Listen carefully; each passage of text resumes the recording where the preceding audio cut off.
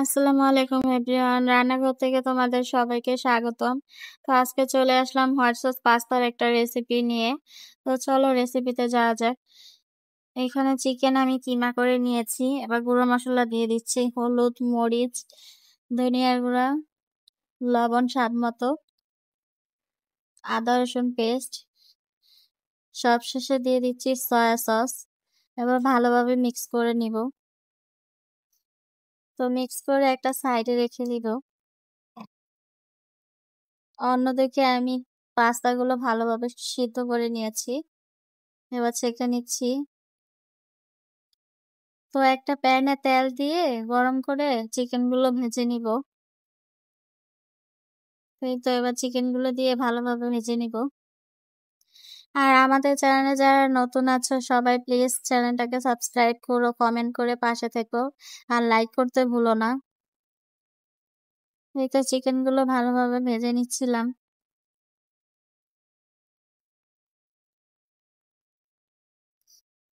এবার হোয়াইট সসটা বানিয়ে নিব। তো যাদের হাতের কাছে বাটার আছে তারা বাটার দিয়ে করতে পারো। আমার হাতের কাছে বাটার ছিল না, তাই তেল দিয়ে দেখিয়ে দিচ্ছি। তো এই তো হোয়াইট সসটা বানিয়ে নিচ্ছিলাম।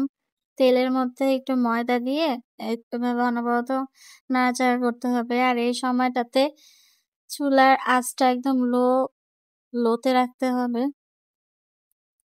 অনবরত নাড়াচাড়া করতে করতে হোয়াইট সসটা রেডি করতে হবে,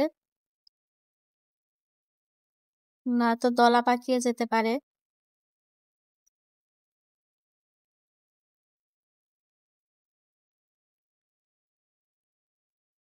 এবার একটা হ্যান্ড ওয়েজের মাধ্যমে আগে থেকে জাল করে রাখা দুধ দিয়ে দিচ্ছি হ্যান্ড ওয়েজ দিয়ে ভালোভাবে নেড়েচেড়ে, নয়তো ময়দা তো দলা পাকিয়ে যেতে পারে, তার জন্য ভালোভাবে নেড়েচেড়ে দিচ্ছিলাম।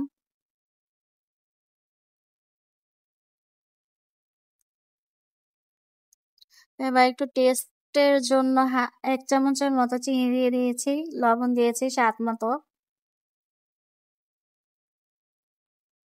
এবার দিয়ে দিয়েছি সাদা গোলমরিচের গুঁড়ো, তোমাদের কাছে না থাকলে কালো গোলমরিচের গুঁড়োও দিতে পারো। এবার দিয়ে দিচ্ছি চিলি ফ্লেক্স।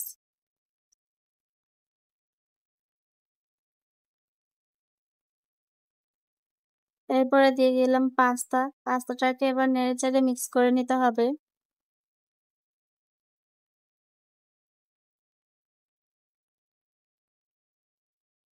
এবার ভেজে রাখা চিকেনগুলো দিয়ে দিব। এগুলো দিয়ে ভালোভাবে মিক্স করে নিব।